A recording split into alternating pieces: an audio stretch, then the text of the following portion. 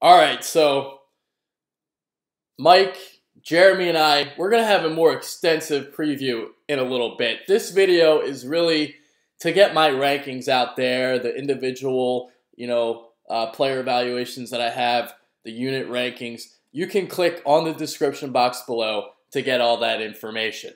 Now, since this isn't really going to be a season preview per se, I'm going to use this video to go on a little bit of a rant because I think we need to temper our expectations. I am seeing way too much optimism right now in Philadelphia. And, it's not just, our fan base. Every fan base does this. You get all riled up because you have a good preseason. You think it's a preview for the regular season. But you know what? The preseason, it doesn't mean a goddamn thing. Doesn't mean diddly shit, squadoosh. Doesn't mean diddly poo. Who cares what we're doing in the preseason? I don't care if the Eagles are blowing teams out. It doesn't matter. The preseason, you're seeing basic plays, basic offense, basic defense, no exotic blitzes, no exotic play calls. The preseason is to evaluate players. And the reason why I watch, of course, it's a little bit different this year because you got all these free agent acquisitions, the trades, the Sam Bradfords, the DeMarco Murrays, the Byron Maxwells of the world. But the reason why I usually watch preseason is to watch the rookies and the second and third year players progress. Now, the one thing that we can take into consideration is how good the secondary looks.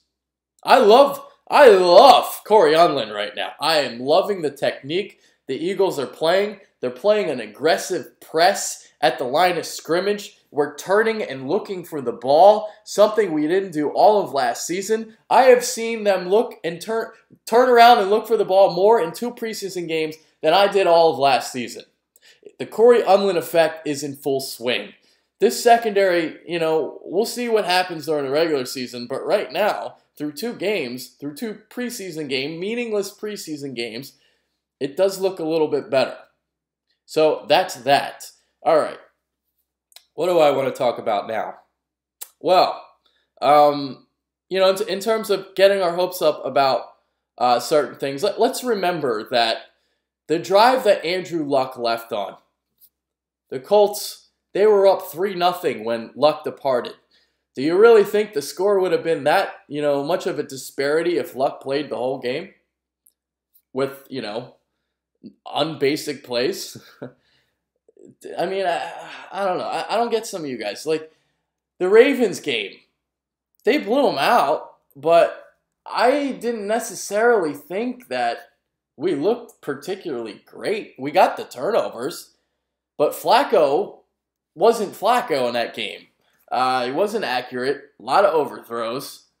Our run defense wasn't that good. Our run defense was letting up a lot of chunks of yardage.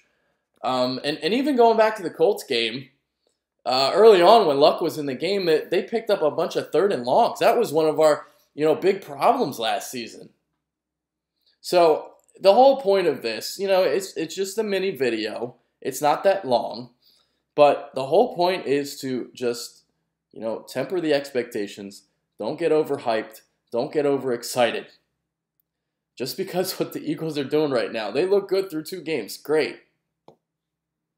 Doesn't mean anything. I don't care what the score is. All I care about is, like I said, I want to see Sam Bradford take a couple hits. I don't care how accurate he is. I'm not expecting a lot from him, in the preseason. In fact, I can totally see this. During the regular season, I can see him starting slow, the first month or 2. It might take him some time to get really reacclimated and to shake all the dust off. We've seen how bad John Moffitt looks. John Moffitt looks awful. Really bad. There's no way Andrew Gardner is giving up that right guard spot. John Moffitt is not winning that spot. And he might not all season. I mean, as bad as he looks right now. So, the whole point of the Bradford thing, what I'm just saying is, there's got to be some patience with him. I don't care how good he's looked in training camp.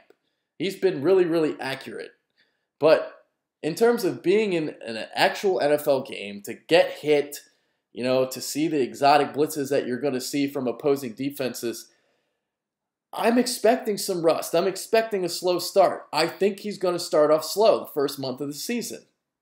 Now, they're going to rely on the running game because you got a great three-headed monster there. Obviously, DeMarco Murray, Ryan Mathews, Darren Sproles. I love what they're doing with Sproles, lining him out in the slot, getting him used as more of a receiver rather than a running back.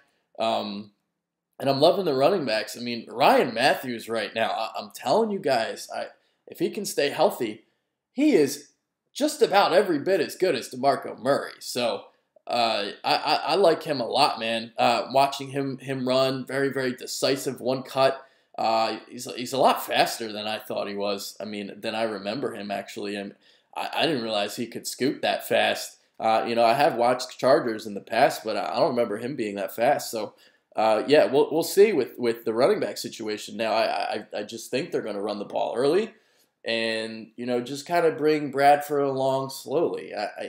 I can just totally see this. Bradford's going to start slow, and the questions are going to start because we as Philadelphians, we are very, very impatient, and it's understandable. We've never won a Super Bowl. So the impatience, it's, I get it, but you just got to keep calm and chip on. That's all I got to say. So, yeah, I think I've ran it on long enough. Again, the Bitter Birds are going to do a more extensive positional by positional breakdown. Look at all the storylines heading into the 2015 season. That'll be probably after the preseason's over, that week leading up to the first game. So, yeah, so that's that. That's this video. Again, make sure you follow us on Twitter at @TheBitterBirds. Once again, the rankings are below in the description box. Maybe I'll put it in the comments section too. So that's that. I'm out of here. And my prediction for the season, I got the Eagles going 11-5. I think they're going to win the NFC East. I think they'll be the 3rd seed in the NFC. But they're not good enough to beat Green Bay or Seattle yet. I don't care if Jordy Nelson is out for the season. They still have Aaron Rodgers on the team. Aaron Rodgers will make it work. Devontae Adams looked a lot better as the season progressed last year. And he's not going to make up Nelson's production, but you still got Randall Cobb. You got Devontae Adams. I think they'll be okay. Green Bay, Seattle, those are the 2 best teams in the NFC. Seattle is still stacked and loaded. We're not beating those teams. So, and that's the other thing is the Eagles, they always struggle against the big-time quarterbacks like the Peyton Mannings of the world, Tom Brady, Aaron Rodgers. We ain't beating Green Bay. Seattle's got, they match up well with us defensively in terms of stopping our offense. So, we're not better than those teams. I do think we're better than Dallas. I'm not high on Dallas this year. So 11-5, not thinking Super Bowl, not thinking NFC Championship game. I am thinking divisional playoffs and going to lose to either Green Bay or Seattle. That's what I see. So yeah, let me know what you guys think. I'm out. Later.